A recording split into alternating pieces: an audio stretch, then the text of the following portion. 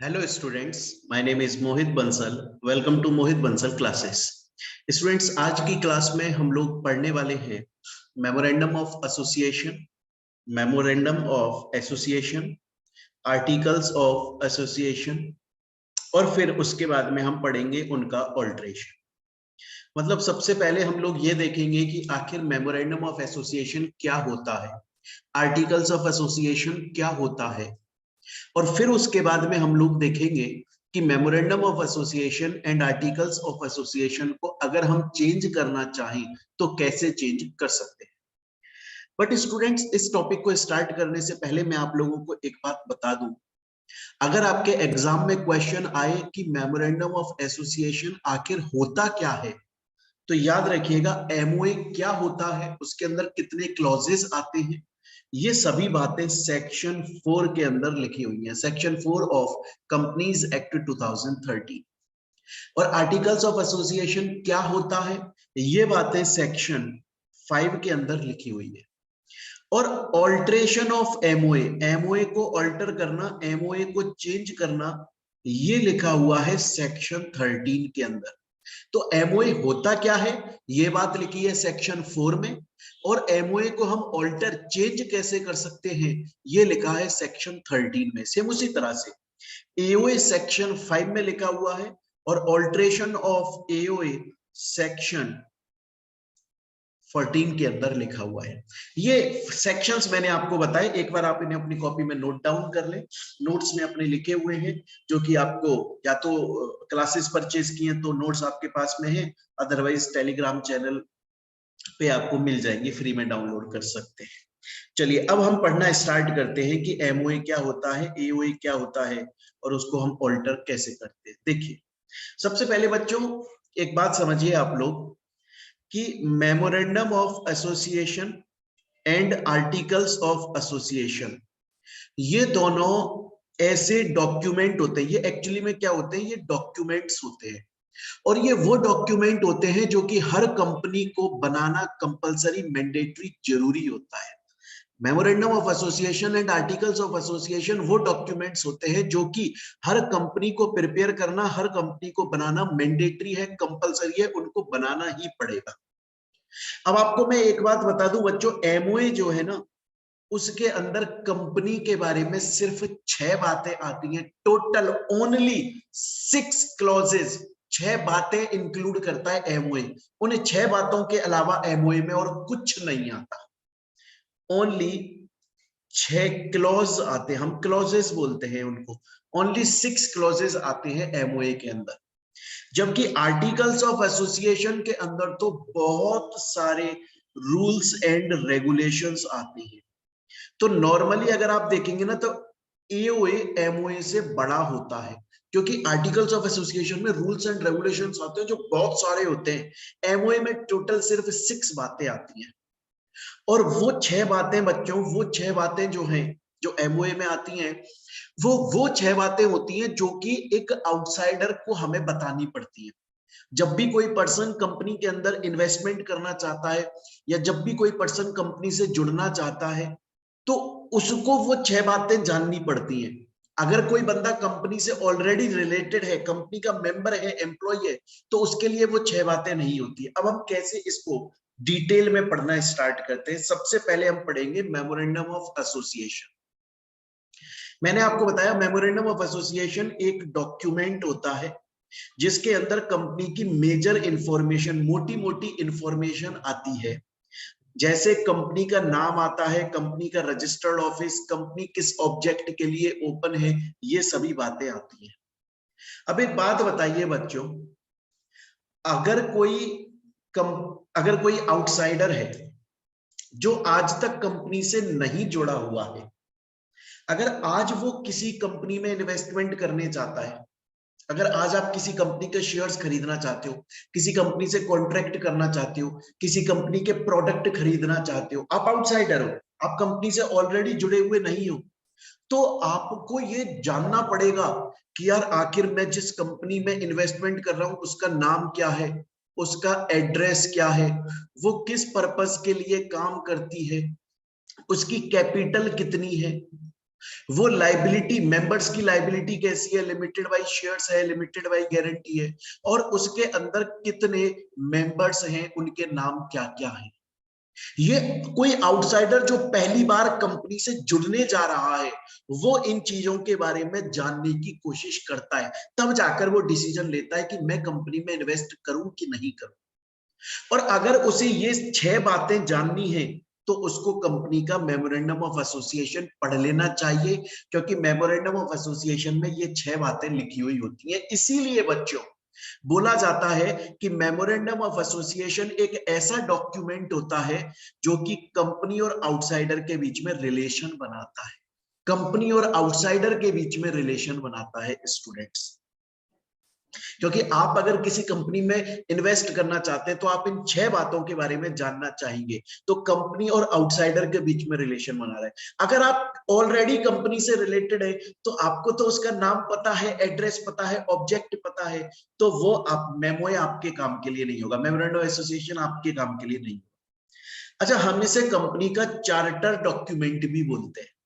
क्यों बोलते हैं समझिएगा। एक बार की बात है स्टूडेंट्स, मैं एक बार मैं ना कोचिंग में पढ़ा रहा था, तो क्लासेस खत्म हो गई, तो मैं अपने घर जाने के लिए नीचे आया और अपनी गाड़ी निकाल रहा था। इतने में वहां पर एक स्टूडेंट आ गया और वो स्टूडेंट मेरे से बोला, रात का टाइम हो चुका था, वो स्टूडेंट बोला कि सर अब फ्री हो गए, अब घर जा रहे हो? मैंने बोला हाँ यार फ्री हो गया, मैं घर जा रहा हूँ, बट भूख बहुत तेज लग रही है। एक काम करते हैं, पहले पास वाली शॉप से अपन दोनों कुछ खा लेते हैं, फिर तुम अपने चले जाना, मैं अपने घर चला जाऊंगा। तो मैं उस स्टूडेंट को लेकर एक शॉप पर चला गया और मैं उस शॉप में डायरेक्टली ऐसे एंट्री ले गया, यहाँ से एंट्री थी, मैं डायरेक्टली एंट्री ले गया उस स्टूडेंट के साथ। और अंदर जाकर मैंने उससे बोला कि भैया आप एक काम कीजिए, एक प्लेट मोमोज लगा दीजिए। तो उस दुकान वाले ने मेरे को और स्टूडेंट को बोला बाहर आ जाओ दुकान के। मैंने कहा क्या हुआ? बोला बाहर आ जाओ, बाहर आ जाओ। उसने बाहर बुला लिया हमको, और यहाँ दुकान पे ना एक चार्ट लटका हुआ था, उसका चार्ट, जिसपे लिखा हुआ था डोसा मिलता है, इडली मिलती है, पावभाजी मिलती है, चाउमीन मिलती है, मोमोज कहीं नहीं लिखा था। उसने बोला क्या क्या मिलता है? मैंने कहा ये सब मिलता है। बोला मोमोज मिलते हैं कहीं पर? मैंने कहा नहीं मिलते। बोला जिस पर्पज के लिए मैं कॉन्ट्रैक्ट कर ही नहीं सकता, जो मेरा ऑब्जेक्ट ही नहीं है, वो करने के लिए क्यों बोल रहे हो? वो उसका चार्ट था। इसी तरह से मेमोरेंडम ऑफ एसोसिएशन के अंदर भी क्या आता है? ऑब्जेक्ट क्लॉज आता है। वो ये बताता है कंपनी किस पर्पज के लिए, ऑब्जेक्ट क्या उसका ऑब्जेक्ट है, किस पर्पज के लिए वो काम करती है। अगर आज सपोज करो रिलायंस कंपनी कपड़े बनाने का काम करती है और मैं मोहित बंसल क्लासेस उसके पास में एजुकेशन की फील्ड का कॉन्ट्रैक्ट लेकर चला जाऊं, वो मना कर देगी, बोला मेरा ऑब्जेक्ट कपड़े बनाने का है, तुम मेरे पास में फालतू का किसी और पर्पस के लिए कॉन्ट्रैक्ट क्यों ला रहे हो जिसके लिए मेरा ऑब्जेक्ट है ही नहीं। तो मैं दोबारा से बता दूं स्टूडेंट, इसीलिए हम बोलते हैं एमओए एक चार्टर डॉक्यूमेंट है, क्योंकि वो कंपनी का ऑब्जेक्ट बता देता है। तो मैं दोबारा से बोलता हूं कि मेमोरेंडम ऑफ एसोसिएशन एक डॉक्यूमेंट होता है जो कि हर कंपनी को बनाना जरूरी होता है। उसके अंदर टोटल सिर्फ 6 बातें आती हैं और वो कंपनी और आउटसाइडर के बीच में रिलेशन बनाता है। और हम एमओए को कंपनी का चार्टर डॉक्यूमेंट भी बोलते हैं क्योंकि उसके अंदर ऑब्जेक्ट क्लॉज डिफाइन होता है। स्टूडेंट बोलता है सर मुझे समझ में आ गया, लेकिन मेरे मन में एक डाउट है। मैंने कहा बोलिए। बोला सपोज कीजिए सर कि मैं क्वालिफाइड सीएस बन गया, कंपनी सेक्रेटरी, या सीएमए बन गया, या सीए बन गया, कुछ भी बन गया मैं, और सर अब मुझको MOA memorandum of association practically actually में बनाना है। मुझे थ्योरेटिकली तो आपने समझा दिया कि 6 क्लॉज आते हैं, लेकिन प्रैक्टिकली उसको कैसे बनाया जाता है ये मैं नहीं जानता, सर मेरी हेल्प कर दो। तो रजिस्ट्रार ऑफ कंपनीज आरओसी ने आप लोगों की हेल्प करने के लिए पहले से 5 सैंपल दिए हुए हैं एमओए के, 5 सैंपल्स ऑफ एमओए। आप उन 5 सैंपल में से कोई सा भी सैंपल अडॉप्ट करके अपनी कंपनी का एमओए बना सकते हो। उसमें नाम चेंज कर देना, एड्रेस चेंज कर देना, लेकिन वो सैंपल आपको मिल जाएगा। और ये आपकी हेल्प करने के लिए आरओसी ने सैंपल्स दिए हुए। मैंने आपको बोला 5 सैंपल दिए हुए, अब आपको 5 में से कौन सा वाला चूज करना पड़ेगा। अगर आपकी कंपनी लिमिटेड बाय शेयर्स है तो टेबल ए वाला सैंपल चूज कर लो। अगर आपकी कंपनी लिमिटेड बाय गारंटी है लेकिन शेयर कैपिटल नहीं है तो टेबल बी का चूज कर लो। अगर आपकी कंपनी लिमिटेड बाय गारंटी है लेकिन शेयर कैपिटल बी है तो टेबल सी का कर लो। तो इस तरीके से ये आपको 5 सैंपल्स दिए हुए हैं।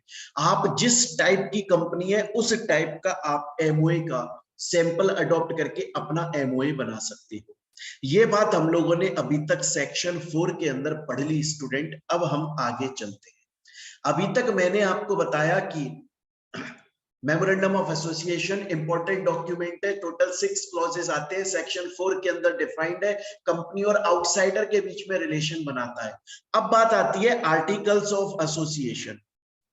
बच्चों आर्टिकल्स ऑफ एसोसिएशन भी एक इंपॉर्टेंट डॉक्यूमेंट है, हर कंपनी को बनाना पड़ता है, पर आर्टिकल्स ऑफ एसोसिएशन के अंदर कंपनी के इंटरनल रूल्स एंड रेगुलेशंस आते हैं कि कंपनी कैसे वर्क करेगी। कंपनी में जो भी कोई भी काम होगा, कोई भी काम होगा XYZ, वो कैसे होगा, रूल्स एंड रेगुलेशंस लेके। कंपनी अगर नाम चेंज करेगी तो कैसे करेगी, डायरेक्टर अपॉइंट करेगी तो कैसे करेगी, डायरेक्टर को रिमूव करेगी तो कैसे करेगी, कंपनी अगर मीटिंग करेगी तो कैसे करेगी। Internal rules regulations articles of association के अंदर लिखे हुए हैं। अब एक बात बताओ बच्चों मुझको, मैंने आपको बोला एमओए के अंदर 6 ऐसी बातें आती हैं जो कि आउटसाइडर के लिए जरूरी होती है, क्योंकि कंपनी के अंदर का बंदा तो ऑलरेडी उन 6 बातों को जानता है। इसलिए हमने एमओए के लिए बोला एमओए कंपनी और आउटसाइडर के बीच में रिलेशन बनाता है। लेकिन एओए के केस में ऐसा नहीं होता, क्योंकि एओए के अंदर इंटरनल रूल्स रेगुलेशंस आते हैं और इंटरनल रूल्स रेगुलेशन कभी भी आउटसाइडर पे अप्लाई नहीं होते, हमेशा मेंबर पे अप्लाई होते हैं। सपोज कीजिए आप मोहित बंसल क्लासेस के स्टूडेंट्स हैं, मैंने आज आपको एक चैप्टर पढ़ाया और मैंने आपसे बोला आप ऑलरेडी मेरे स्टूडेंट है, आप मेरी कंपनी के मेंबर हैं ऑलरेडी। मैंने आपसे बोला कि कल आपका टेस्ट होगा, तो आप मेरी कंपनी के मेंबर हैं तो ऑब्वियस बात है आपको रूल्स रेगुलेशंस मानने पड़ेंगे। बट सोचिए अगर मैं रोड पे चलते हुए किसी बच्चे से जो कि मेरे से नहीं पढ़ता, मैं उससे बोल दूं कि भैया कल तेरा कंपनी लॉ का टेस्ट है, वो बोलेगा भग जाओ यहाँ से, कौन हो भाई साहब आप। क्योंकि एओए के जो इंटरनल रूल्स रेगुलेशंस है ना वो कंपनी के मेंबर पे अप्लाई होते हैं, क्योंकि उसके अंदर इंटरनल रूल्स रेगुलेशंस है। इंटरनल रूल्स रेगुलेशन कभी भी आउटसाइडर पर अप्लाई नहीं होते। ये बात यहाँ पर देखिए लिखी हुई है, आर्टिकल्स ऑफ कंपनी ये बताते हैं कि कंपनी कैसे काम करेगी, ठीक है ना। ये सभी चीजें यहाँ पर लिखी हुई हैं बच्चों। अच्छा अब स्टूडेंट बोलता है कि सर एक बात बताइए, आपने बोला कि मेमोरेंडम ऑफ एसोसिएशन अगर किसी को नहीं बनाना आता तो आरओसी ने उसकी मदद के लिए कुछ सैंपल्स कुछ टेबल्स दी हुई थी। हाँ सेम उसी तरह से अगर आपको एओए बनाना नहीं आता तो उसकी भी सैंपल्स उसकी भी टेबल दी हुई है। एमओए की टेबल क्या थी, एमओए की टेबल थी ABCDE। एओए की टेबल क्या है, आगे की 5 FGHIJ, ये एमओए है और ये एओए है। अब याद कैसे रखोगे, देखिए ये है एमओए का टेबल ए, जो टेबल एफ है एओए की वो एक्चुअली में एमओए की टेबल ए है, और उसके बाद में आपको शफल कर देना है। मतलब एओए का ये टेबल बी हो जाएगा, एमओए का टेबल बी, एओए का टेबल एच, और यहां पे टेबल सी आ जाएगा। मतलब बी नीचे चला गया, सी ऊपर आ गया, उसी तरह से डी यहां पे चला गया, ई यहां पे आ गया। ए और एफ मतलब एमओए का स्टार्टिंग टेबल और एओए का स्टार्टिंग टेबल सेम है।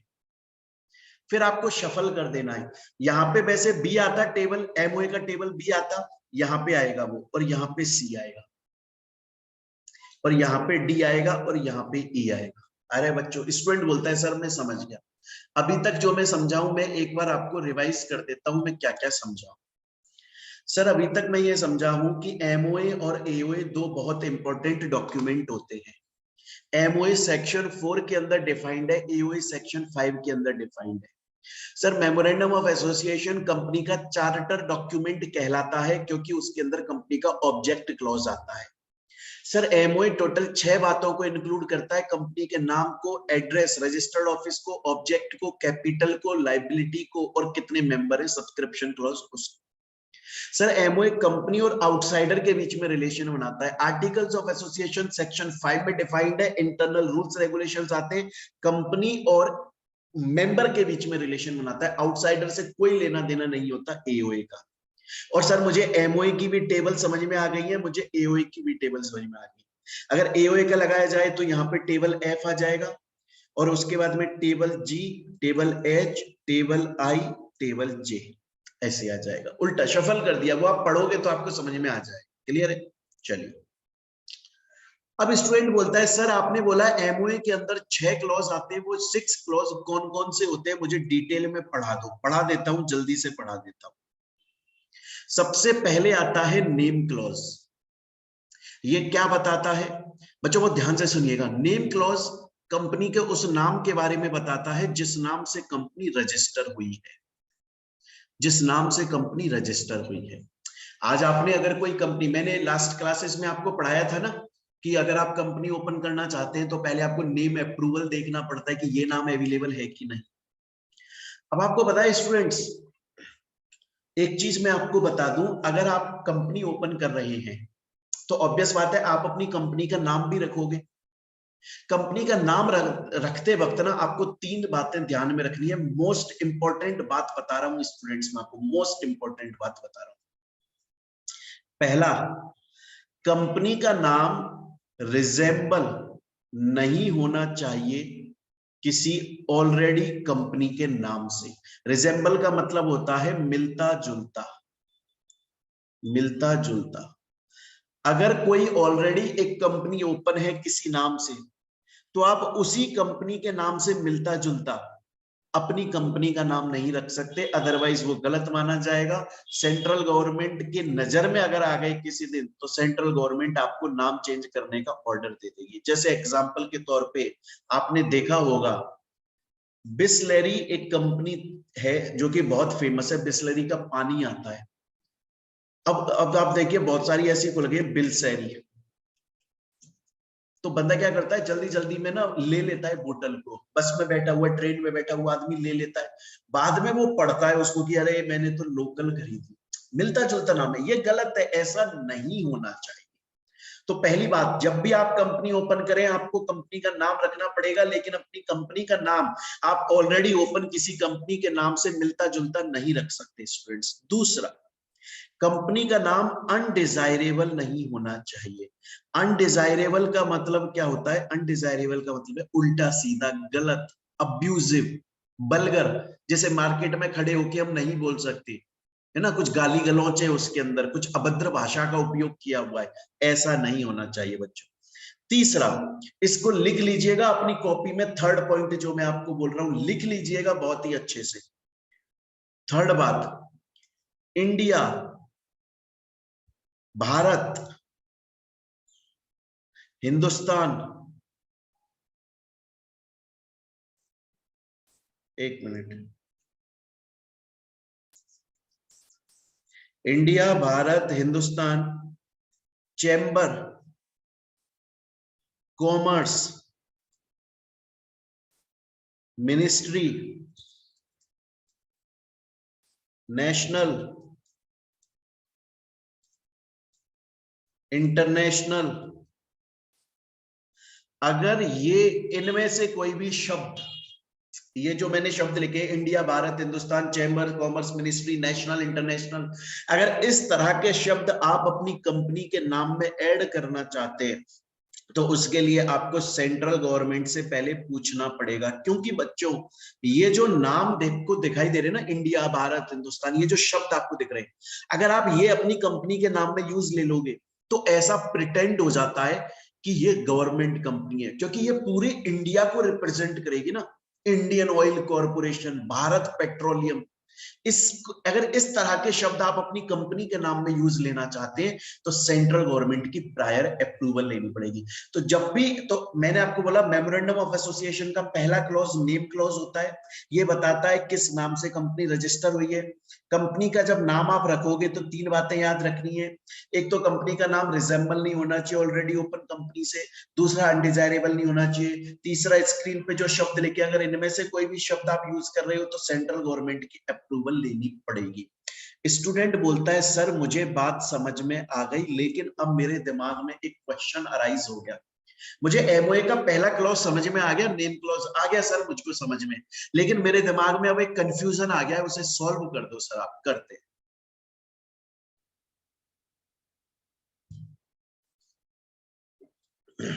बोला सर क्वेश्चन, जो मेरा कंफ्यूजन है ना वो यहाँ क्वेश्चन की फॉर्म में है, देखो आप। बोला सर एक कंपनी है जिसका नाम है एयरटेल कंपनी, और वो एयरटेल कंपनी 1985 में इनकॉर्पोरेट हो चुकी थी। क्या बोला मैंने आपको? एक कंपनी है जिसका नाम है एयरटेल, और वो कब इनकॉर्पोरेट हो गई थी? 1985 में, और अच्छी खासी चल रही थी, बढ़िया धंधा चल रहा था, बढ़िया बिजनेस चल रहा था। बोला सर फिर 1 अगस्त 2021 को एक एयरसेल नाम की कंपनी इनकॉर्पोरेट हुई। अब सर एयरसेल का नाम एयरटेल से मिलता जुलता है, जो कि नहीं होना चाहिए, लेकिन फिर भी एयरसेल इनकॉर्पोरेट हो गई। और आपने हमें पढ़ाया है कि अगर ऑलरेडी एक कंपनी ओपन है मतलब एयरटेल, तो उससे मिलते जुलते नाम से दूसरी कंपनी ओपन नहीं होनी चाहिए, लेकिन यहाँ पे तो एयरसेल ओपन हो गई है सर, अब क्या किया जाए? तो अब ध्यान रख से सुनो, अब ध्यान से सुनना बच्चों, मेरी बात को बड़े ध्यान से सुनना। तो एयरटेल कंपनी मतलब जो ओल्ड कंपनी है, मतलब जो ओरिजिनल कंपनी है, वो सेंट्रल गवर्नमेंट को एप्लीकेशन लगा सकती है। क्या कर सकती है? सेंट्रल गवर्नमेंट को एप्लीकेशन लगा सकती है। कौन लगाएगा? खुद वो पुरानी कंपनी लगाएगी। किसको लगाएगी? सेंट्रल गवर्नमेंट को एप्लीकेशन लगाएगी। क्या लिखेगी एप्लीकेशन में? कि एक नई कंपनी ओपन हुई है जिसका नाम मेरे से मिलता जुलता है, वो मेरा बिजनेस तोड़ रही है।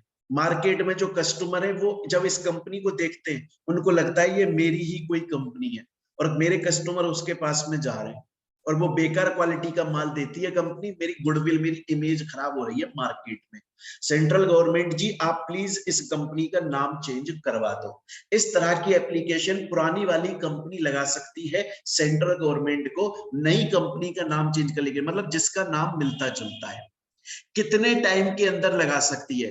जब से ये नई कंपनी इनकॉर्पोरेट हुई है इसके 12 महीने के अंदर अंदर। ये कब इनकॉर्पोरेट हुई? 1 अगस्त 2021 को।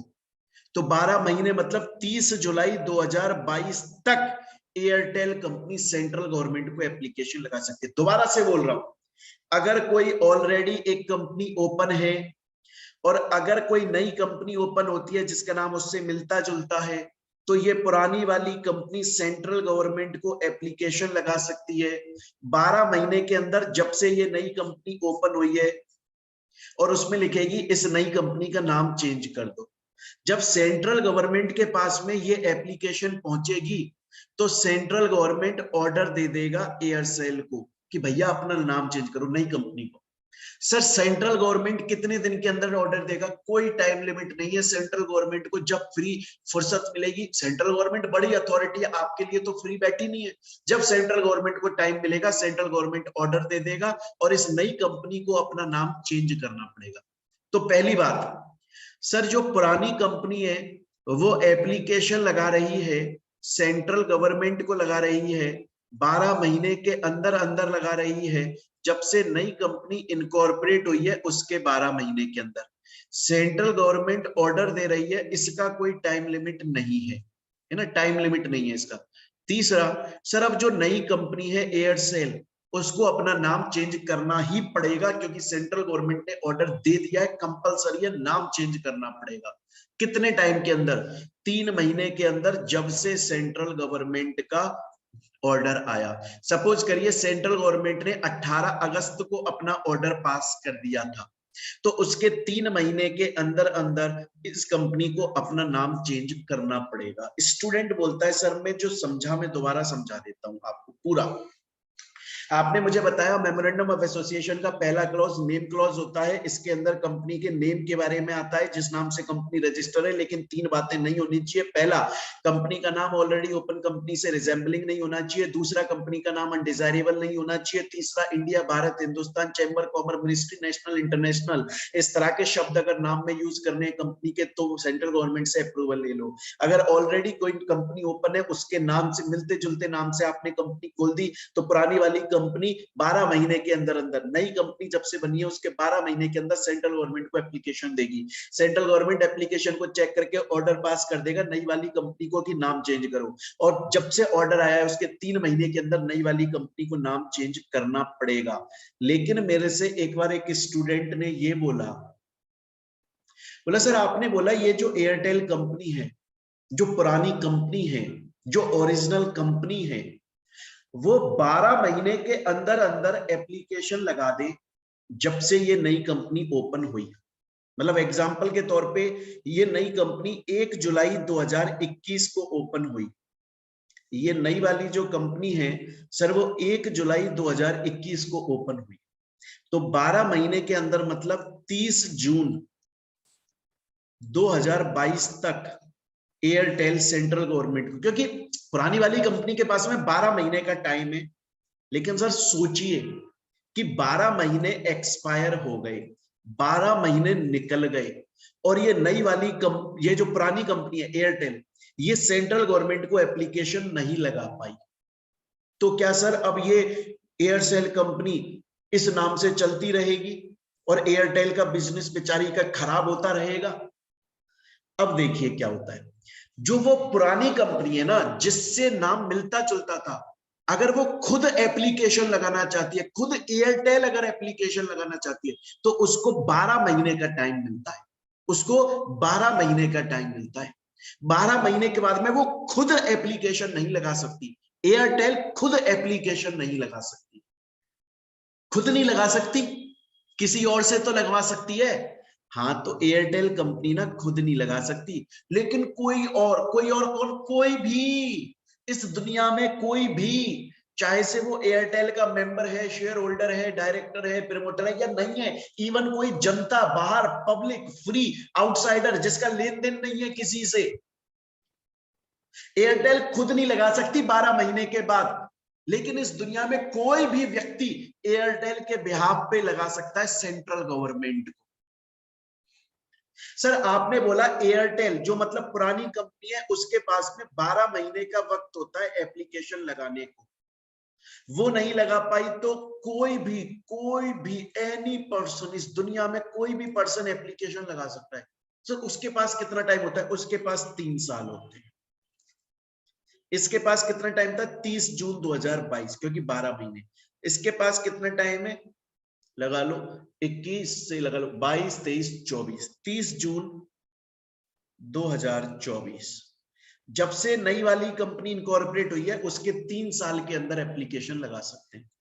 सेंट्रल गवर्नमेंट चेक करेगा एप्लीकेशन को और ऑर्डर पास कर देगा। पुराने वाले में जब एयरटेल खुद एप्लीकेशन लगा रही थी तब इस एयरसेल कंपनी को कितना टाइम मिला था नाम चेंज करने के लिए? 3 महीने। लेकिन अगर किसी और ने एप्लीकेशन लगाई है तो वो 3 साल में एप्लीकेशन लगाएगा और उस वक्त इस कंपनी को नाम चेंज करने के लिए कितना टाइम मिलेगा? 6 महीने।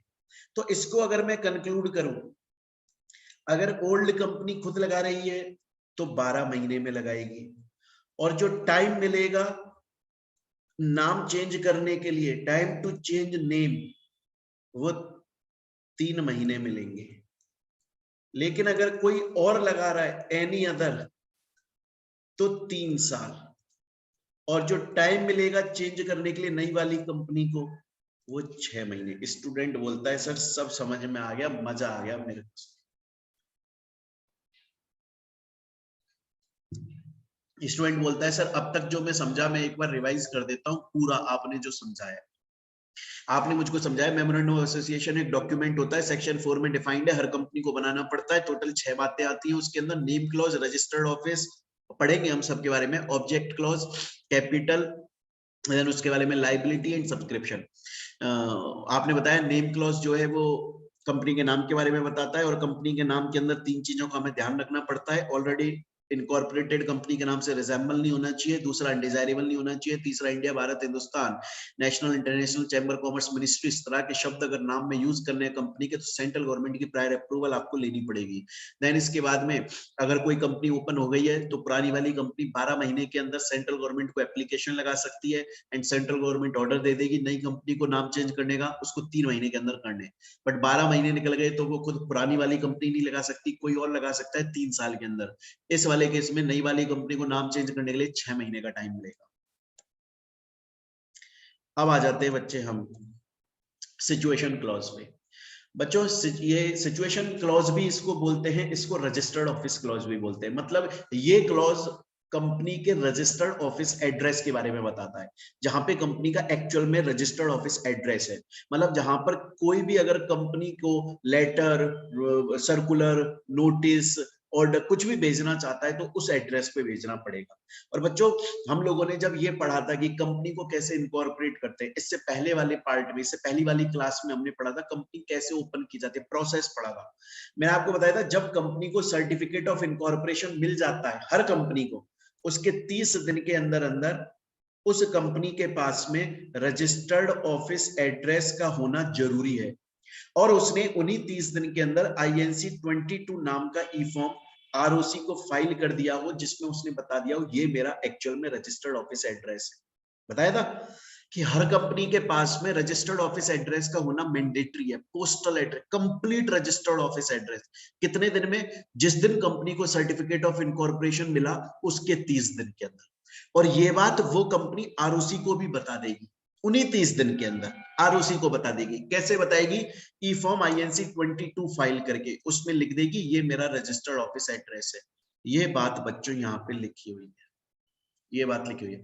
नेक्स्ट आता है ऑब्जेक्ट क्लॉज। इसमें क्या होता है? इसमें कंपनी का मेन ऑब्जेक्ट आता है, मेन ऑब्जेक्ट की कंपनी आखिर क्या काम कर रही है, कंपनी क्यों इनकॉर्पोरेट हुई है, कंपनी किस ऑब्जेक्ट के लिए इनकॉर्पोरेट हुई है।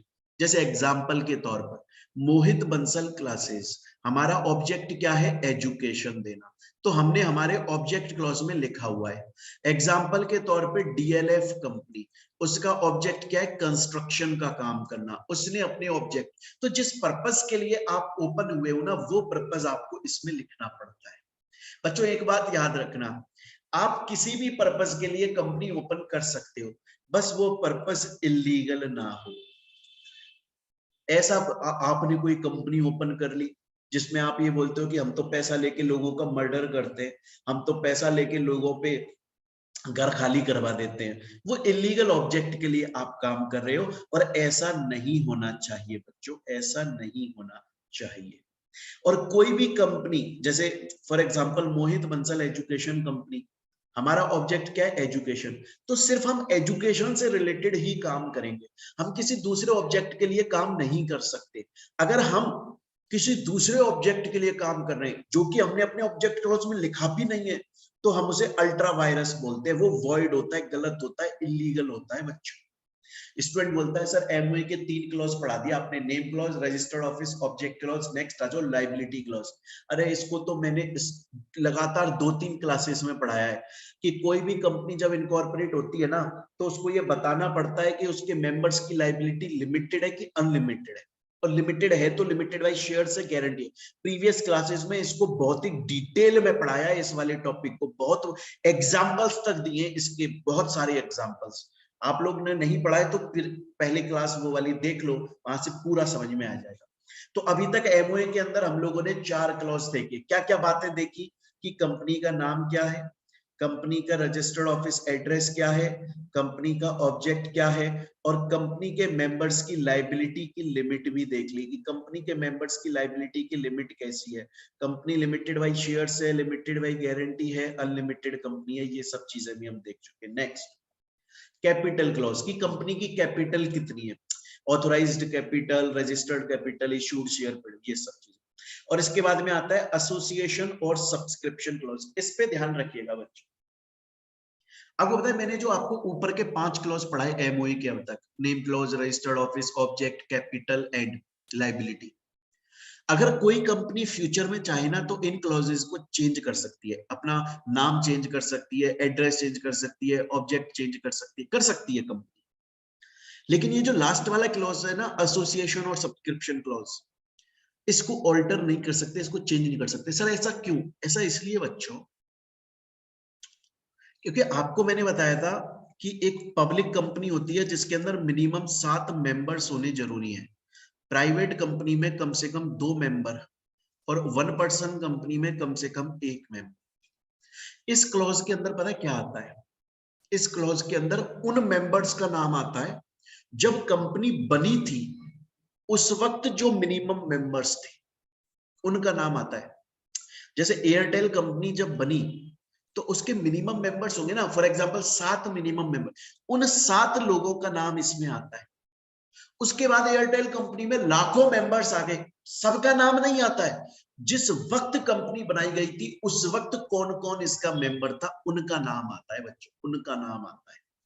मिनिमम मेंबर्स मतलब जब कंपनी बनाई गई थी तब आता है ना। और उसमें ऐसा लिखा रहता है, मैं आपको बताऊं, जैसे यहाँ पर मेंबर का नेम लिखा रहता है, फिर उसका फादर्स नेम लिखा रहता है। और आपको पता है बच्चों, जब कंपनी बनाई जाती है तो मिनिमम मेंबर्स होते हैं, मैं ऑलरेडी क्लासेस में पढ़ा चुका हूं, पब्लिक में 7, प्राइवेट में 2, 1 पर्सन में 1, उनका नाम इस क्लॉज में आ जाता है, जो जब तक कंपनी चलेगी तब तक रहता है, इसे कभी ऑल्टर नहीं करते, चाहे से कंपनी के करोड़ों मेंबर्स नए बन जाएं। लेकिन जब कंपनी बनी थी उस वक्त जो लोग मिनिमम मेंबर्स थे उनका नाम यहाँ आ रहा है, और ये कभी चेंज नहीं होगा। क्योंकि कंपनी ना जब 50 साल पूरे कर लेती है, 25 साल पूरे कर लेती है, 15, 10, 5, 20 साल पूरे कर लेती है, उनको ना गिफ्ट भेजती है कि आप लोग हमारे उस वक्त मेंबर थे जब हम नए नए खुले थे, आपकी वजह से हमने इतना बड़ा मुकाम अचीव किया। बागवान मूवी में देखा होगा, अमिताभ बच्चन एक होटल में जाते हैं तो उनको फ्री में पूरा स्टे दिया जाता है कि आप हमारे पहले ग्राहक थे या फलाने नंबर के ग्राहक थे, ऐसा होता है। और बच्चों ये जो मिनिमम मेंबर्स होते हैं ना, इनको कम से कम 1 शेयर खरीदना मैंडेटरी है, एटलीस्ट 1 शेयर। उसके अलावा ज्यादा खरीद सकते हैं, ये जितने चाहें उतने खरीद सकते हैं, बट एटलीस्ट 1 शेयर खरीदना जरूरी है।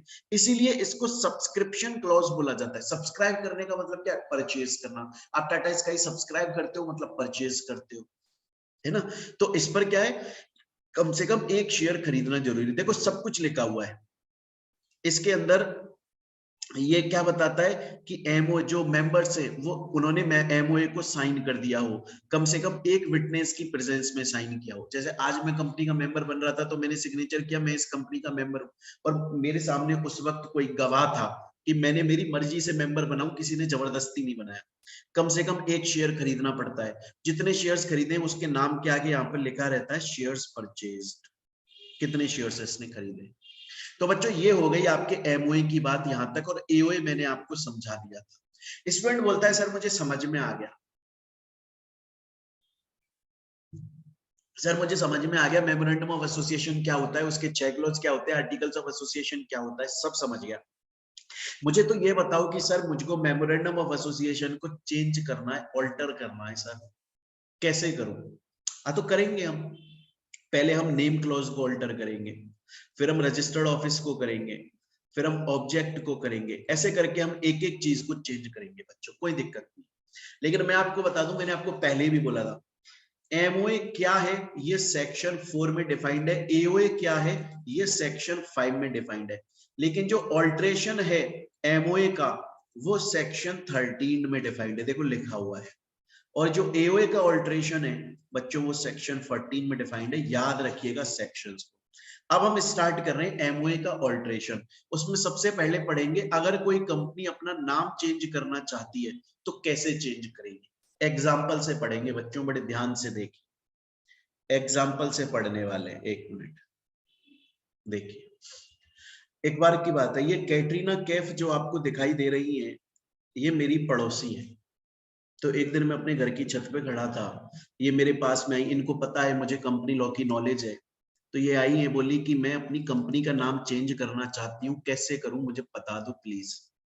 तो मैंने बोला कि जो भी नया नाम आप रखना चाहती हैं, आपकी ऑलरेडी कंपनी का नाम है, अब आप चाहती हैं कि आप उस नाम को चेंज करके नया नाम रख लें, तो जो भी नया नाम अपने अपने दिमाग में यहाँ पर सोचा है, अपने दिमाग में, आप एक काम कीजिए, पहले ना चेक कर लीजिए कि क्या वो नया नाम अवेलेबल है कि नहीं। और वो कैसे चेक करोगे?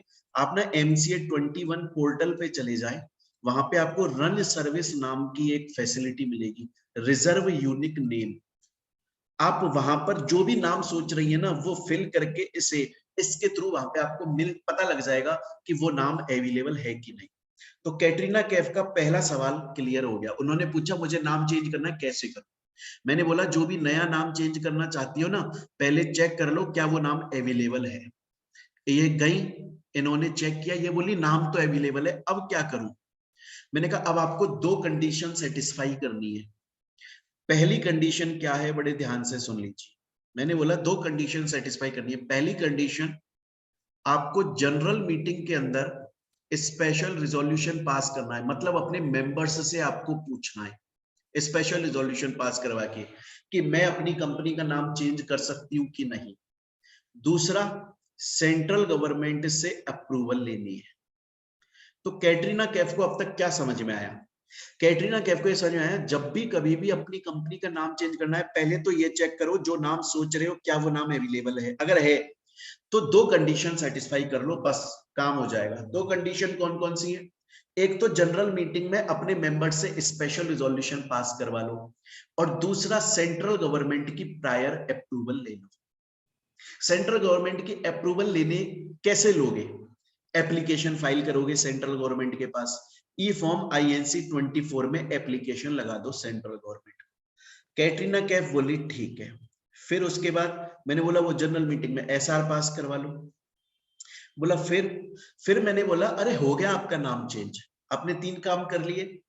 आपने रन सर्विस के थ्रू नाम की अवेलेबिलिटी देखी, सेंट्रल गवर्नमेंट से अप्रूवल ले ली, जनरल मीटिंग में SR पास कर लिया, बस आपकी कंडीशन पूरी हो गई है। अब आप एक काम कीजिए, आपके पास में जो सर्टिफिकेट ऑफ इनकॉर्पोरेशन था ना पुराना वाला, उस पे तो ओल्ड नेम है, जबकि आपने नाम चेंज कर लिया, तो ये वाला सर्टिफिकेट को सरेंडर कर दो ROC और नया वाला ROC से COI ले लो।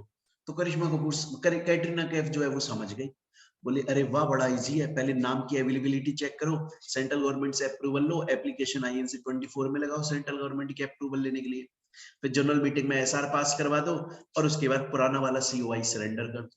कैटरीना कैफ बोली मजे आ गए, मैं समझ गई इस बात। तो बच्चों देखिए ये बात यहाँ पर लिखी हुई है, ये बात यहाँ पर लिखी हुई है पूरी।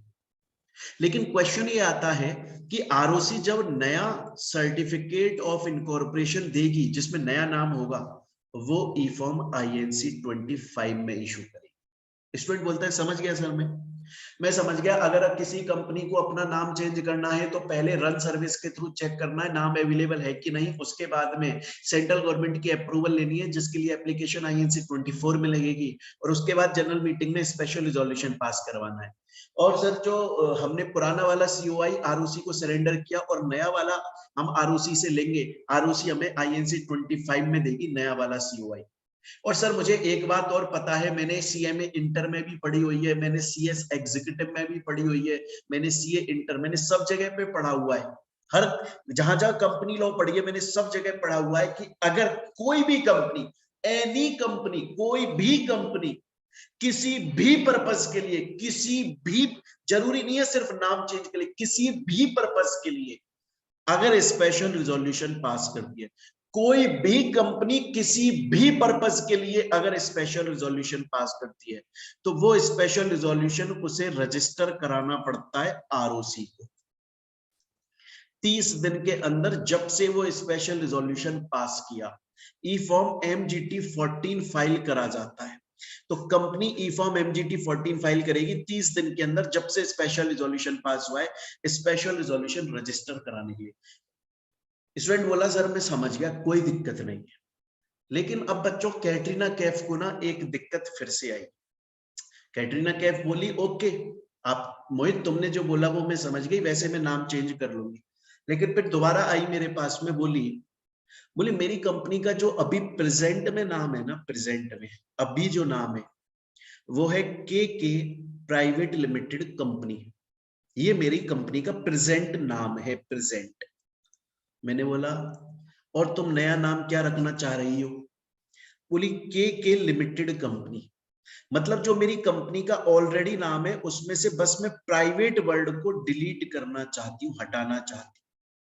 तो मैंने उससे बोला सुनो, बहुत ध्यान से सुनो, बहुत ही ध्यान से सुनो, बहुत ही ध्यान से सुनो। वैसे तो अगर कंपनी का नाम चेंज करना है तो दो कंडीशन पूरी करनी पड़ती है, सेंट्रल गवर्नमेंट की अप्रूवल प्लस स्पेशल रिजोल्यूशन। लेकिन अगर कंपनी का नाम आप कुछ इस तरह से चेंज कर रहे हो कि कंपनी का नाम एज इट इज रहेगा जैसे पहले था, बस या तो प्राइवेट शब्द को आप ऐड कर रहे हो या प्राइवेट शब्द को आप डिलीट कर रहे हो, हटा रहे हो, बाकी कंपनी का पूरा नाम एज इट इज रहेगा, तो फिर उस केस में आपको सेंट्रल गवर्नमेंट की अप्रूवल नहीं चाहिए, सिर्फ स्पेशल रिजोल्यूशन से काम हो जाएगा। तो कैटरीना कैफ बोली इसका मतलब तुम ये बोल रहे हो अगर किसी कंपनी का नाम एबीसी है और वो उसको XYZ करना चाहता है, ये तो पूरा का पूरा चेंज हो गया, तो सेंट्रल गवर्नमेंट की अप्रूवल प्लस स्पेशल रिजोल्यूशन दोनों काम होंगे। लेकिन अगर नाम इस तरह से चेंज कर रहे हो कि सिर्फ प्राइवेट वर्ड ऐड होगा या डिलीट होगा, या तो ऐड होगा या डिलीट होगा, तो फिर उस केस में सेंट्रल गवर्नमेंट की अप्रूवल नहीं चाहिए, सिर्फ स्पेशल रिजोल्यूशन पास कर लो। बोला मुझे समझ में आ गया, मुझे मजे आ गए, मुझे ये पूरा का पूरा नेम चेंज का समझ में आ गया ऑल्टरेशन ऑफ एमओए में। अब हम चलते हैं ऑल्टरेशन ऑफ एमओए के second clause, change of registered office. Student, इस टॉपिक को स्टार्ट करने से पहले मैं आप लोगों को एक बात क्लियरली बता दूं, बड़े ध्यान से सुन लो इस बात कि जो कंपनी का रजिस्टर्ड ऑफिस होता है ना, उसे हम चार तरह से चेंज कर सकते हैं, और वो चारों तरह हम पढ़ेंगे, और वो चारों तरह की कंडीशंस भी आपको याद रखनी है बच्चों, वो मैं आपको समझाता हूं। देखिए क्वेश्चन से समझिएगा बच्चे।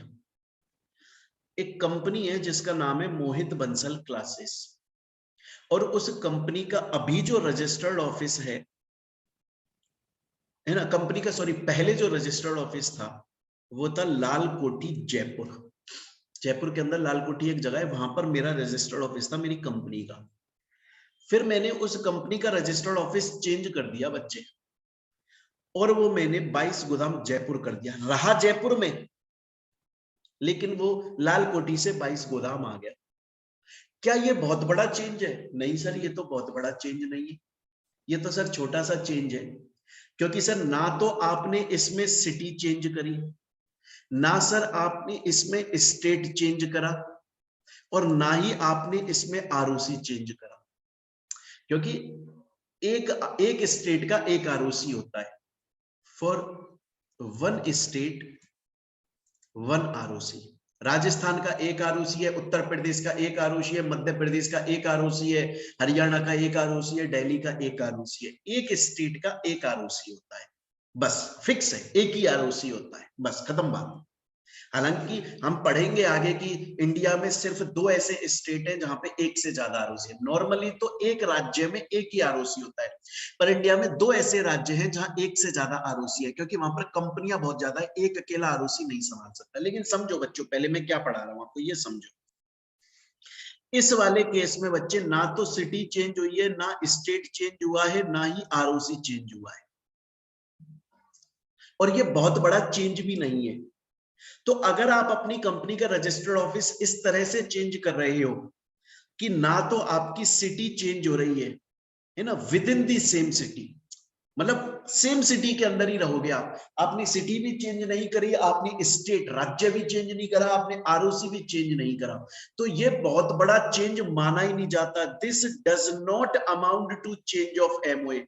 इसको मेमोरेंडम का एक तरीके से ऑल्ट्रेशन माना ही नहीं जाता, क्योंकि ये सेम सिटी में हो रहा है, और इसमें आपको कंपनी के मेंबर से भी नहीं पूछना पड़ता, बस कंपनी के बोर्ड ऑफ डायरेक्टर खुद से तय कर ले। एग्जाम्पल के तौर पे समझिए मोहित बंसल क्लासेस जयपुर के अंदर है, कोई ऐसा बच्चा जो दिल्ली से मेरे से कोचिंग लेने के लिए आया मेरे इंस्टीट्यूट में, और कल को अगर मैंने जयपुर में लाल कोठी से 22 गोदाम पे चला गया, क्या उस बच्चे का नुकसान हो गया? क्या नहीं हुआ यार उसका नुकसान? तुम मोहित बंसल क्लासेस से पढ़ना चाहते थे ना, मैं ही पढ़ा रहा हूँ। जयपुर में पढ़ना चाहते थे, जयपुर में ही पढ़ा रहा हूँ। तो आपसे मैं क्यों पूछूं, बच्चों से मैं क्यों पूछूं, मेंबर्स से मैं क्यों पूछूं? तो अगर सेम सिटी में चेंज कर रहे हो ना, तो मेंबर्स से नहीं पूछना पड़ेगा, बस board of director board resolution से ऑल्टर कर देंगे।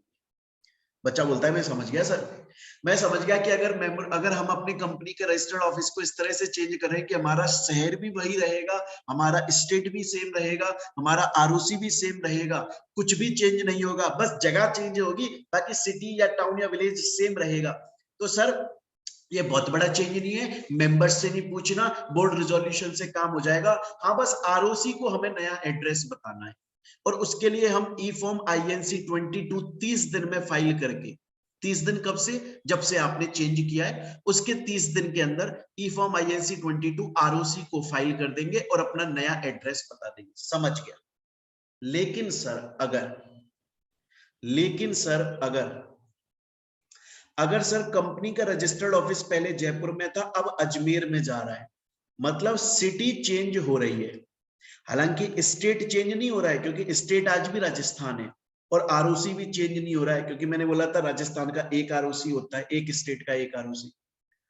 सिटी चेंज हो रही है, तो उस केस में कोई दिक्कत नहीं है, यहाँ पे बोर्ड रिजोल्यूशन से काम हुआ था, यहाँ जनरल मीटिंग स्पेशल रिजोल्यूशन। तो स्टूडेंट बोलता है सर इसमें सिटी चेंज कर रहे हो, स्टेट सेम है और आपका आरओसी भी सेम है, तो यहाँ पे बोर्ड रिजोल्यूशन था, यहाँ जनरल मीटिंग में स्पेशल। यहाँ पर सर हमने एक ही ई फॉर्म फाइल किया था INC 22, क्योंकि उसमें हमको नया एड्रेस बताना था, यहाँ 2 फाइल करने। INC 22 तो फाइल करना है क्योंकि रजिस्टर्ड ऑफिस नया एड्रेस हमें आरओसी को बताना है। मैंने बोला था जब भी कभी स्पेशल रिजोल्यूशन पास होता है MGT 14 आपको फाइल करना पड़ता है 30 दिन के अंदर स्पेशल रिजोल्यूशन रजिस्टर कराने के लिए। देख बच्चे यहाँ पे लिखा हुआ है सब कुछ। स्टूडेंट बोला सर अगर मैं इस बात को बहुत ही शॉर्ट में और खुद से लिखना चाहूं तो क्या सर मैं ऐसे लिख दूं क्या सर? इस बात को मैं ऐसे लिख दूं सर, सेम सिटी आरओसी और स्टेट, मतलब कुछ भी चेंज नहीं हुआ, तो board meeting board resolution only INC 22। और अगर मैं लिख दूं city change but same ROC और सेम स्टेट, तो general meeting special resolution INC 22 file होगा प्लस MGT 14 भी फाइल होगा। इसमें स्पेशल रिजोल्यूशन की कॉपी जाएगी, इसमें आरओसी को हम नया एड्रेस बताएंगे। स्टूडेंट बोलता है समझ गया सर मैं, लेकिन सर फिर एक डाउट है। मैंने कहा बताओ। बोले सर अभी तक आपने मुझे रजिस्टर्ड ऑफिस 2 तरीके से ऑल्टर करना समझा दिया, मैं समझ गया, अब मेरी नेक्स्ट बात आ जाती है सर। अब मेरा नेक्स्ट ये आ जाता है सर कि आपने बोला वैसे तो पूरे इंडिया में, पूरे भारत में एक स्टेट में एक आरओसी है, लेकिन आपने बोला इंडिया में 2 ऐसे स्टेट है जहां पर एक से ज्यादा आरओसी है। ऐसा कौन सा है? एक तो है बच्चे महाराष्ट्र, क्योंकि वहां पुणे में भी आरओसी है और वहां मुंबई में भी आरओसी है क्योंकि कंपनियां बहुत ज्यादा है। और ऐसे एक है तमिलनाडु। सिर्फ 2 ऐसे स्टेट है जहां पर एक से ज्यादा आरओसी है। और बच्चे जो हम थर्ड वाला चेंज अब पढ़ रहे हैं, अब जो हम थर्ड वाला चेंज पढ़ रहे हैं, इसमें आपका स्टेट सेम रहेगा, स्टेट चेंज नहीं होगा, पर आरओसी चेंज हो जाएगा।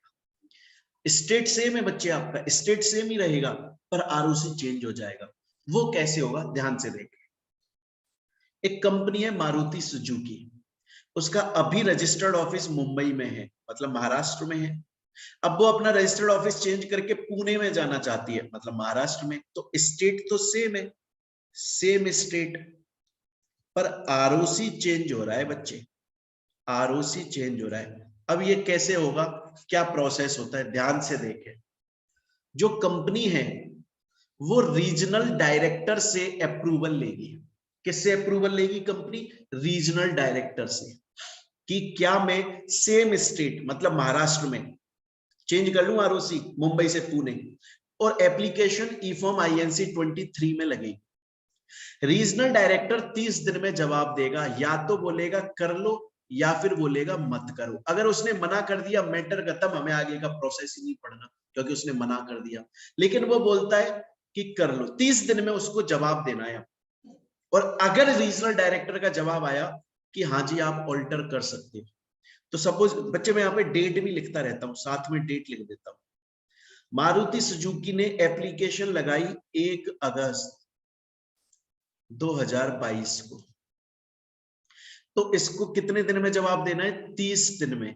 तो 30 अगस्त 2022 तक जवाब आ जाना चाहिए रीजनल डायरेक्टर का। अगर अप्रूवल किया तो मारुति सुजुकी अब रीजनल डायरेक्टर के ऑर्डर की कॉपी आरओसी को देगी, दोनों आरओसी को। क्योंकि अगर मारुति कंपनी डायरेक्टली आरओसी के पास में जाती, मुंबई और पुणे दोनों आरओसी के पास, और बोलती कि मेरा रजिस्टर्ड ऑफिस चेंज कर दो, तो वो बोलते रीजनल डायरेक्टर से अप्रूवल लाओ, तो पहले ही लिया है हम अप्रूवल, झंझट ही नहीं है यार, पहले ही अप्रूवल लिया है हम। और उस अप्रूवल की कॉपी 60 दिन के अंदर हमने दोनों को फाइल कर दी। तो 60 दिन काउंट कर लो यहां से, तो अगस्त का महीना है, तो सितंबर और अक्टूबर, 29 अक्टूबर 2022, इस दिन तक हमें दोनों को, न्यू आरओसी को और पुराने आरओसी को, न्यू आरओसी और पुराने आरओसी दोनों को ऑर्डर की कॉपी भेज देनी है। क्लियर है? स्टूडेंट बोलता है समझ गया सर। नया आरओसी क्या करेगा?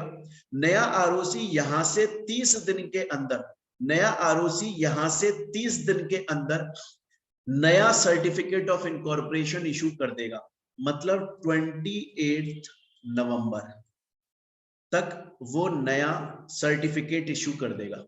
और पुराना वाला आरओसी 60 दिन के अंदर कंपनी के डॉक्यूमेंट्स नए वाले आरओसी को देगा। देखो पुराने वाले आरओसी के पास में कंपनी के डॉक्यूमेंट्स है, अब उसे वो कंपनी डॉक्यूमेंट्स कंपनी के ढूंढने पड़ेंगे, उनकी फाइल बनानी पड़ेगी, उसे टाइम ज्यादा चाहिए, इसलिए हम उसको 60 दिन का टाइम दे रहे हैं। तो यहां से 60 दिन, यहीं से 60 दिन ओल्ड वाले को मिलेंगे, यहीं से 30 दिन न्यू वाले को मिलेंगे, कि नए वाले को तो बस सर्टिफिकेट बना के इशू करना है, तो वो तो 28 नवंबर 2022 तक कर देगा, और इसको करना है 28 दिसंबर 2022 तक। ये 60 दिन। क्लियर? और पुराने वाले आरओसी ने 60 दिन के अंदर ये डॉक्यूमेंट्स नए को ट्रांसफर कर दिए, नया वाला अब अगले 30 दिन के अंदर इन्हें अपने पास रजिस्टर कर देगा। मतलब 27 जनवरी 2023 तक वो अपने पास में रजिस्टर कर लेगा। मैं दोबारा से एक बार पूरा समझा देता हूं कि अगर कोई कंपनी अपना रजिस्टर्ड ऑफिस चेंज कर रही है, उसका आरओसी चेंज हो रहा है, आरओसी चेंज हो रहा है लेकिन स्टेट सेम रहेगा, तो फिर उस केस में उसे रीजनल डायरेक्टर से पूछनी पड़ती है आईएनसी 23 में।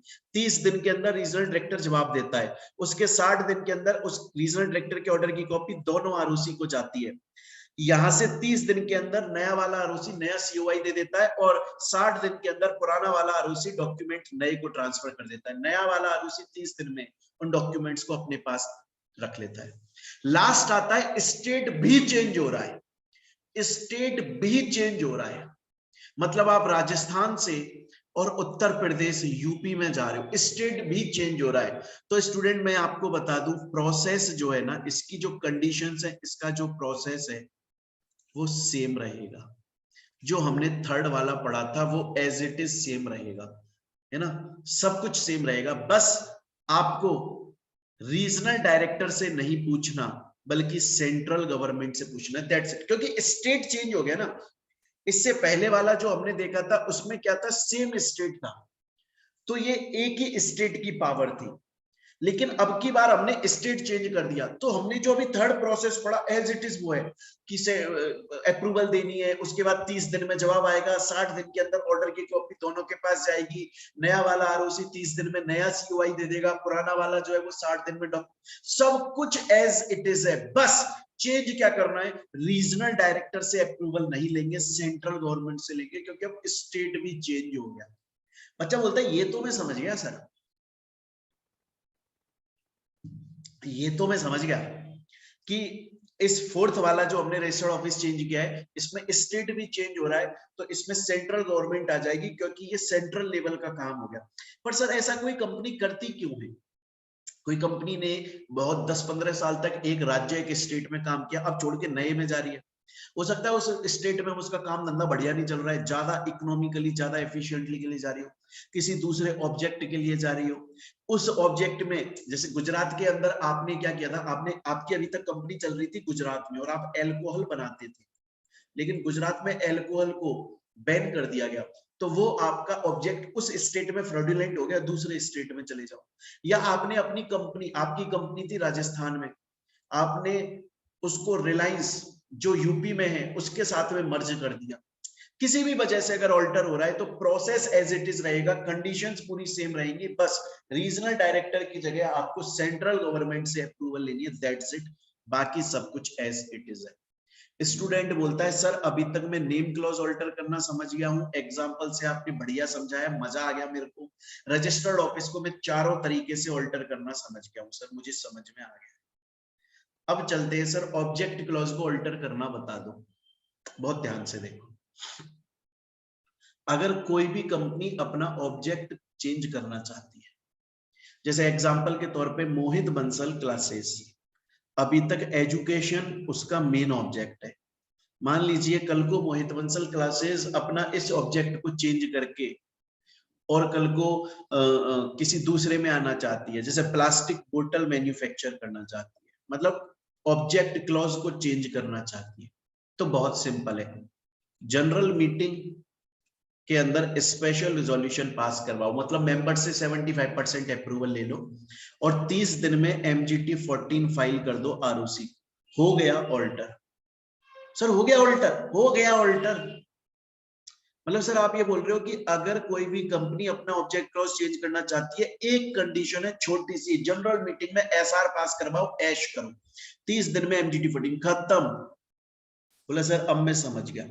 लेकिन स्टूडेंट बोलता है लेकिन सर मेरा एक डाउट है सर। मैंने कहा बोलो क्या डाउट है। बोला सर आप ये समझिए कि एक कंपनी है सर, उसका नाम है लॉयड कंपनी, और ये लॉयड कंपनी AC बनाती है, ये इसका ऑब्जेक्ट है। अब सर ये कंपनी क्या हुआ, लॉयड कंपनी AC बनाती है, ठीक है। अब सर ये कंपनी ना एक पब्लिक ऑफर लेकर आई, इसने न्यूज़पेपर में पब्लिश किया कि हम एक नया LED प्रोजेक्ट बनाने वाले हैं, एक नया LED प्रोजेक्ट बनाएंगे, नई टाइप की LED बना रहे हैं जो बिजली बहुत सेव करेगी, इलेक्ट्रॉनिक आइटम में काम करती है, ये AC बनाती है, फ्रिज बनाती है, ये इसका मेन ऑब्जेक्ट है। अब ये पब्लिक में ऑफर लाई कि हम एक नया LED प्रोजेक्ट पर काम कर रहे हैं, अगर पब्लिक आप चाहो तो आप इस प्रोजेक्ट में पैसा लगा सकते हो, आप इस प्रोजेक्ट में पैसा लगाओ, फिर ये प्रोजेक्ट बनेगा, फिर ये चालू होगा, फिर ये प्रॉफिट अर्न करेगा और आपको आपका पैसा तो वापस मिलेगा, प्लस आपको एक्स्ट्रा प्रॉफिट भी मिलेगा। तो जिस तरह से बैंक में पैसा रखते हो उस तरह से हमारे प्रोजेक्ट में लगा दो। तो दोबारा से बोलता हूं बच्चों, लॉयड नाम की एक कंपनी है, वो पब्लिक में ऑफर लाई कि हम एक नया प्रोजेक्ट लेकर आ रहे, LED बनाएंगे, क्योंकि हम इलेक्ट्रॉनिक प्रोडक्ट मैन्युफैक्चर करते हैं, ये हमारा ऑब्जेक्ट है, आप पैसा लगाओ। तो 100 लोगों ने बच्चों पैसा लगाया, 100 पीपल ने पैसा लगाया, सबने 1 करोड़ रुपए लगाया, तो टोटल 100 करोड़ रुपए कंपनी के पास में आ गए। अब ध्यान रखना बच्चों, कंपनी ने उन 100 करोड़ रुपए को अभी तक यूज नहीं किया, अनयूज्ड, टोटली एक धेला, एक पैसा यूज नहीं लिया अब तक। और अब लॉयड कंपनी उस 100 करोड़ रुपए से LED प्रोजेक्ट नहीं बनाना चाहती, बल्कि एक नया पानी का प्लांट लगाना चाहती है। तो बच्चों अब की बार, अभी तक तो मैंने आपको बताया था ऑब्जेक्ट क्लॉज चेंज करना है, जनरल मीटिंग में SR पास करो, लेकिन वो मैं बोल रहा था जब कंपनी को अपना मेन ऑब्जेक्ट चेंज करना है, जिस ऑब्जेक्ट के लिए कंपनी खुली है। लेकिन अब इस सिचुएशन में मैं ये नहीं बोल रहा हूं, कंपनी लॉयड कंपनी अपना मेन ऑब्जेक्ट ऑल्टर नहीं कर रही है, कंपनी ये नहीं बोल रही है कि मैं इलेक्ट्रॉनिक प्रोडक्ट मैन्युफैक्चर नहीं करूंगी, मेन ऑब्जेक्ट चेंज नहीं कर रही है कंपनी, बल्कि कंपनी ये बोल रही है कि वो ऑब्जेक्ट जिसके लिए मैंने पब्लिक से पैसा रेज किया था, मैं उस ऑब्जेक्ट को चेंज करना चाहती हूं। कंपनी मेन ऑब्जेक्ट चेंज नहीं कर रही है, बल्कि कंपनी बोल रही है कि वो ऑब्जेक्ट जिसके लिए मैंने पब्लिक से पैसा रेज किया था, मैं उस ऑब्जेक्ट को चेंज करना चाहती हूँ। तो फिर उस केस में कंपनी क्या करेगी, उन लोगों की जनरल मीटिंग बुलाएगी जिन लोगों ने पैसा लगाया। तो उस जनरल मीटिंग में कितने लोग आएंगे, 100 लोग आएंगे, और उनसे स्पेशल रिजोल्यूशन पास करवाया जाएगा। मैं दोबारा से बोल रहा हूं, अगर कोई कंपनी वो ऑब्जेक्ट ऑल्टर करना चाहती है जिसके लिए उसने पब्लिक से पैसा रेज किया, ना कि अपना मेन ऑब्जेक्ट, तो उन लोगों की जनरल मीटिंग बुलाई जाएगी जिन्होंने पैसा लगाया था, और उनसे स्पेशल रिजोल्यूशन पास करवा जाएगा। अब सपोज करो 100 लोग आए टोटल, 100 लोगों ने पैसा लगाया था, उसमें से 90 लोगों ने बोला कि हम नए ऑब्जेक्ट के लिए तैयार हैं, आप पानी का प्लांट खोलो, कोई दिक्कत नहीं है। लेकिन 10 लोगों ने मना कर दिया, मतलब अपनी डिसेंट शो कर दी। डिसेंट का मतलब हम तैयार नहीं है, डिसेंटिएंट लोग है ना, डिसेंटिएंट मेंबर्स। तो स्पेशल रिजोल्यूशन तो पास हो गया, अब हमारा जो ऑब्जेक्ट है वो तो चेंज होगा, इसकी जगह ये हो जाएगा। लेकिन उन 10 लोगों का नुकसान नहीं करो ना। तो जो लोग डिसेंट हैं, जो लोग मना कर रहे हैं, उनको उनका पैसा वापस दे देंगे। तो 10 लोगों का 10 करोड़ रुपया, सबने 1-1 करोड़ दिया था, 10 लोगों को उनका 1-1 करोड़ पैसा वापस कर देंगे, और ये पानी का प्लांट बचे हुए 90 लोगों के 90 करोड़ से आगे चलेगा। तो अगर कोई भी कंपनी वो ऑब्जेक्ट ऑल्टर करना चाहती है जिसके लिए पब्लिक से पैसा रेज किया है, तो पहली कंडीशन, पूरा पैसा टोटली अनयूज्ड होना चाहिए। अगर एक सिंगल धेला भी यूज, चवन्नी 25 पैसा भी यूज में आ जाते ना 100 करोड़ में से, तो फिर ये ऑब्जेक्ट ऑल्टर नहीं होता। दूसरा, सिर्फ उन लोगों की जनरल मीटिंग बुला के एसआर पास करवाओ। और तीसरी बात, जो लोग मना कर रहे हैं उनको उनका पैसा वापस दे दो। स्टूडेंट बोलता है सर मैं समझ गया, इसके अलावा इस बात को न्यूज़पेपर में पब्लिश कर दो, इस बात को वेबसाइट पर पब्लिश कर दो, जिससे दुनिया को पता चल जाए कि अब ये कंपनी ये वाले प्रोजेक्ट के लिए नहीं बल्कि फलाने वाले प्रोजेक्ट के लिए काम कर रही है। तो इस बात को न्यूज़पेपर और वेबसाइट पे पब्लिश कर दो। स्टूडेंट बोलता है सर मैं समझ गया, और आपने मुझे ऑल्टरेशन ऑफ एमओए में नेम को ऑल्टर करना सिखा दिया, रजिस्टर्ड ऑफिस को चारों तरीके से ऑल्टर करना समझा दिया, और ऑब्जेक्ट क्लॉज को भी ऑल्टर करना समझा दिया। सर अब आगे चलते हैं, और आगे मुझे आप एओए को भी ऑल्टर करना समझा दो। अरे बड़ा सिंपल है।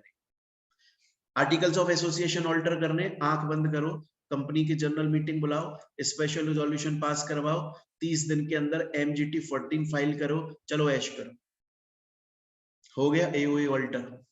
अच्छा सर, लेकिन सर एक बात बताओ, सर एक बात बताओ, सर एक कंपनी है सर, वो कंपनी प्राइवेट है सर, अब हम उस कंपनी के एओए को ऑल्टर कर रहे हैं सर, और हम इस तरीके से ऑल्टर कर रहे हैं कि अभी तक तो वो कंपनी प्राइवेट है, मतलब एओए में रेस्ट्रिक्शंस आती हैं जो आपने मुझे पढ़ाई थी सेक्शन 2 सबसेक्शन 68 की, सेकंड क्लास में पढ़ाई थी आपने मुझे सेकंड वाले लेक्चर में।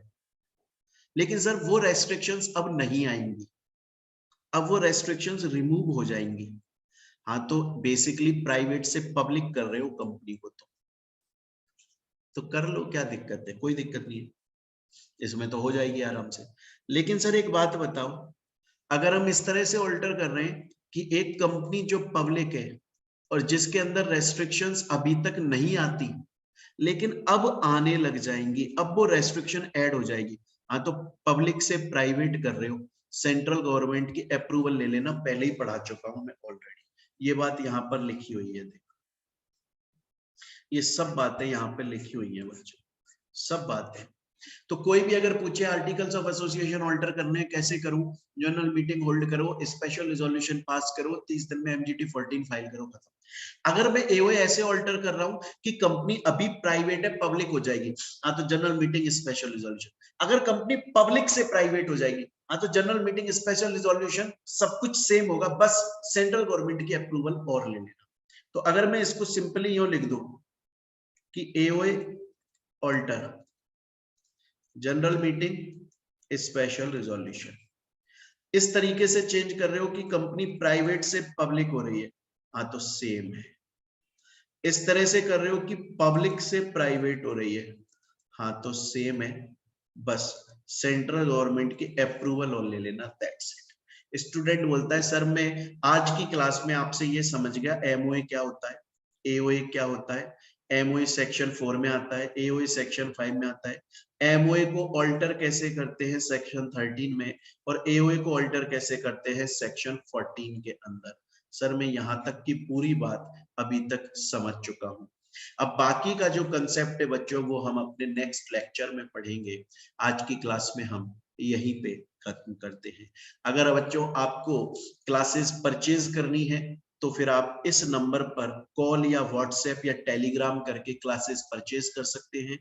और 2022 में जून में और मई में जून में जिन बच्चों के एग्जाम से उनके लिए स्पेशल डिस्काउंट चल रहा है। कोई सा भी सब्जेक्ट की क्लासेस परचेज करो 2000 रुपए में आपको मिल जाएगी। अनलिमिटेड रिवीजन होगा, जितनी बार चाहो रिवाइज करो, जितनी बार चाहे पढ़ लो, अनलिमिटेड रिवीजन।